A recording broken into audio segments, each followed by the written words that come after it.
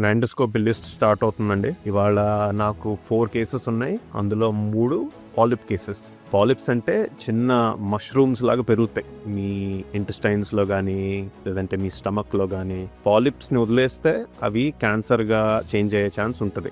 So ఈ పాలిప్స్ని మేము assess చేసి ఎండోస్కోప్ ద్వారా రిమూవ్ చేయొచ్చు అని కన్ఫర్మ్ చేసుకుంటే ఎండోస్కోప్తో రిమూవ్ చేస్తాం. సో మీకు చూపిస్తాను. చాలా ఇన్స్ట్రుమెంట్స్ యూజ్ చేస్తాం పాలిప్స్ రిమూవ్ చేయడానికి. దీన్ని ఇంజెక్షన్ నీడల్ అంటారు. ఈ పాలిప్స్ని లార్జ్ బౌల్ అంటే మీ పేగుల మీద ఉంటాయి కదా, చిన్న నీడిల్ వస్తుంది చూసారా బయటికి.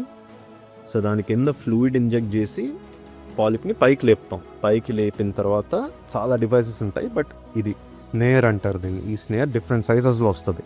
ఇది 10 mm స్నేర్.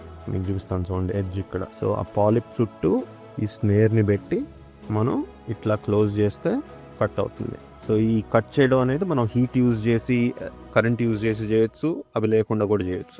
దీన్ని హీమోస్టాటిక్ ఫోర్సెప్స్ అంటాం. అంటే మీకు పాలిపెక్టమీ టైంలో మీకు బ్లీడింగ్ లాంటివి ఏమైనా అవుతున్నాయి అనుకోండి, దాన్ని దీంతో కంట్రోల్ చేయొచ్చు. ఇట్లాగా వేరియస్ ఇన్స్ట్రుమెంట్స్ ఉంటాయి. ఇది ఎండోస్కోపీ స్టాక్. ఇది మన మెయిన్ మిషన్, అది పైన స్క్రీన్. దీన్ని అర్బీ మిషన్ అంటారు. సో ఈ మిషన్లో చాలా సెట్టింగ్స్ ఉంటాయి. మీకు అనిపిస్తున్నా పాలిపెక్టమీ అంటే ఇప్పుడు మనం పాలిప్స్ రిమూవ్ చేసేటప్పుడు ఆటోమేటిక్గా సెట్టింగ్స్ లోడ్ అవుతాయి.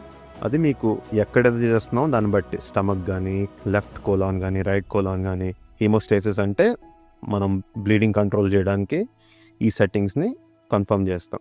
అట్లాగే జిఐ బ్లీడింగ్కి అంటే మీకు గ్యాస్ట్రోఇంటెస్టైనల్ బ్లీడింగ్ అవుతూ ఉంటే దానికి యూజ్ చేసే సెట్టింగ్స్ అండ్ ఇన్స్ట్రుమెంట్స్ వేరుంటాయి. పాలిపెక్టమీ బ్రీఫ్లో మంచి కంటెంట్తో మళ్ళా కలుద్దాం.